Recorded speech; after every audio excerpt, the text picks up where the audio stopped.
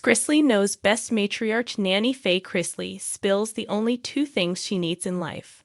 Likely her son, Todd Chrisley, isn't too happy to learn about this, or is he? Keep reading to find out more. The Chrisley USA Instagram recently shares a trailer for an upcoming episode of Chrisley Knows Best. In this trailer, fans learn that Nanny Faye Chrisley has some pretty strong convictions about two things. While fans have likely learned not to let anything Nanny does shock them, however, there is always the potential for shock value with what she shares. The beginning of the clip begins with Nanny calling out Chase in front of his sister, Savannah, and his dad, Todd Chrisley.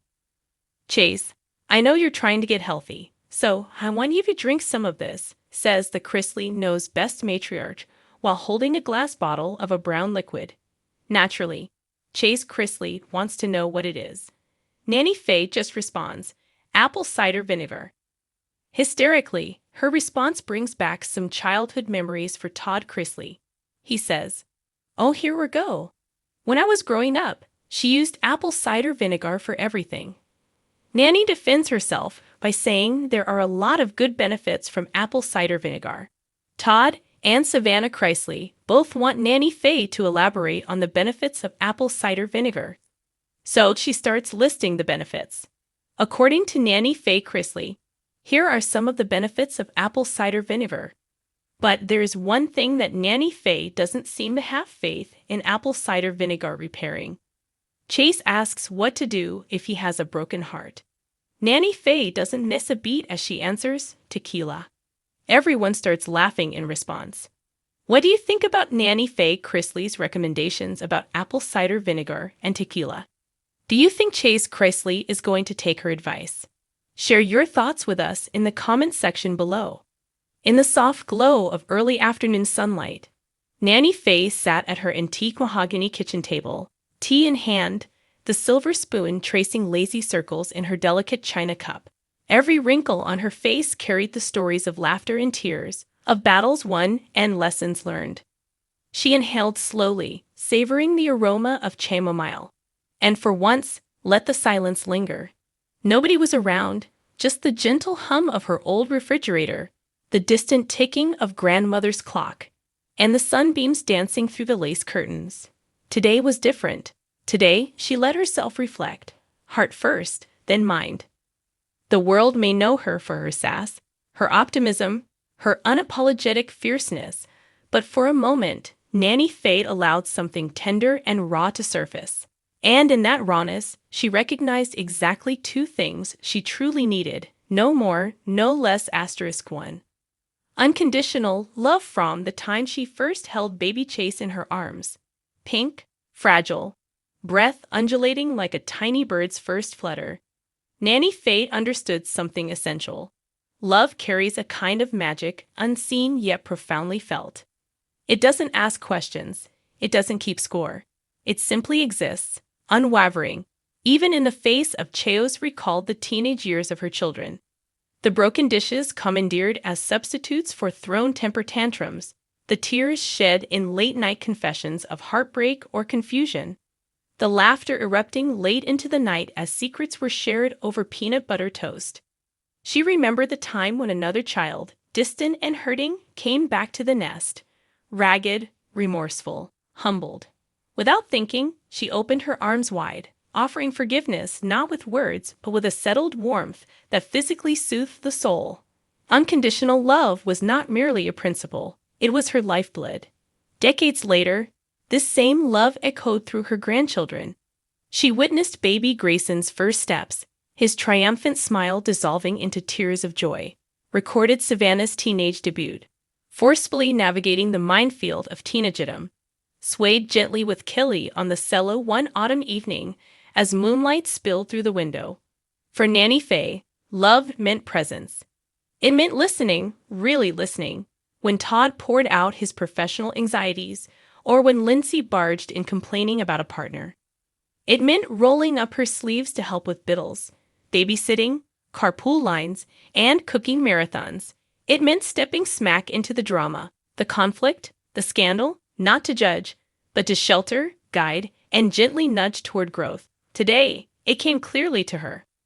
What she needed most was to keep that flame alive, to keep loving fiercely, without limits, without expectation, beyond time. It wasn't just about others. She knew fear and doubt sometimes crept into her heart too. Love, unconditional, was what she needed to offer herself. Compassion when age creaked in, courage when loneliness knocked, belief when the world seemed too cold. She wrapped herself in that, always reminding, that she was worthy, enough, always enough, *2. A sense of purpose. Grand or small, the second thing she needed, she realized, was purpose. Not necessarily grandiosity. Nanny Faye didn't need to scale a mountain or launch a $1 million foundation. Her purpose found roots in simpler things: the sun-warmed kitchen table, a freckled tissue from a scraped knee, the tip of an ear she'd whisper a bedtime story into. In her 8 decades, purpose had taken various forms. Once, it was running households, raising children, keeping life humming. It was taking responsibility for relatives nobody else could handle. It was balancing hospital visits, legal squabbles, and emotional breakdowns. It was repairing bruised egos, mending lost reputations, wiping tears, and then shouting at the world, "She's more than these mistakes. Watch her fly." Purpose had also meant delight. Planting seeds in flower beds, painting watercolors of sunsets, laughing until tea splashed over saucers. It was hosting holidays, crafting mismatched quilts, collecting teacups with floral rims. It was dancing in bright slippers at odd hours, just because the music moved her. The day she learned that her purpose could simply be being there, quietly or fiercely, was the day life's pace slowed to an art form. Tea became ritual, not routine. Conversation became communion. Silence became restorative. Seeing beauty in clouds, laughter in awkward moments, unity in disagreements. These were the textures of her purpose. Purpose meant planting seeds of confidence in her grandchildren before another would prematurely pluck them. Purpose meant reminding her family, again and again, that they mattered, that they were loved, that their dreams were worthy. And when her throat tightened, words caught, and hands trembled, purpose was still there, tender and present.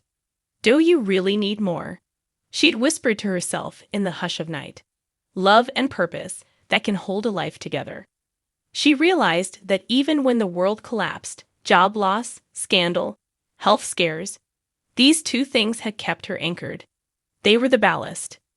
Even when she didn't feel strong, her commitment to loving and to serving purpose pulled her forward. It reminded her, storms pass, family endures, beauty remains. A quiet tea table, confession in the stillness, with sunshine and memories swirling. Nanny Faye poured more tea, just enough to warm her bones. She smiled softly, thinking of the times she'd spilled tea on her favorite tablecloth, scolded small grandchildren for thumb-sucking, or lost count of how many times the dryer beeped in late-night loads. She recalled how sometimes she needed to remind herself, "You are enough." But today, the reminder wasn't necessary. Today, the fabric of her life felt complete. With one big crease or 2, sure, but utterly whole. Her thoughts drifted to those who had drifted away. Friends gone, relatives lost to time, pillars that cracked and crumbled. She missed them. She longed for unspoken fast hugs. But even in their absence, the love she gave and received remained. Purpose, too, was still there, humming through the table's grain, the teacup's glaze, her heart's steady beat. She stood, rolled her shoulders, and looked out the window at the hydrangea bushes, the bird bath, the stone walkway illuminated by afternoon sun. Every petal, every ripple in the water seemed to affirm the world still needed her in her own beautiful, modest way. With a final sip, she let the cup rest on its saucer. No speech required, no audience.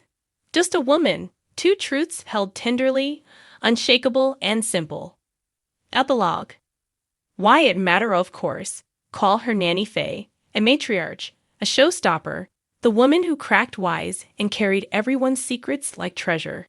But these 2 things, unconditional love and sense of purpose, were her quiet confidants. They have been with her since cradle and cradle to grave. For those who know her only through television lights and family drama, it might surprise them to learn, beneath the rhinestones and sequins, a woman in her restful moments is grounded by two truths. Nothing grander than family, nothing simpler than meaning. She didn't need awards, applause, or public adoration. Not really. She needed hearts to hold, people to lift, and moments to nurture. Even if they were small, an afternoon tea, a short phone call, a borrowed hug, the threads of her life were brightly woven. And so, in that moment, Nanny Faye Chrisley needed only these two things. Perhaps tomorrow the kitchen might fill with voices. Perhaps scandal might swirl again. Perhaps health might falter. But she was ready. Because wherever love and purpose go, they never go alone.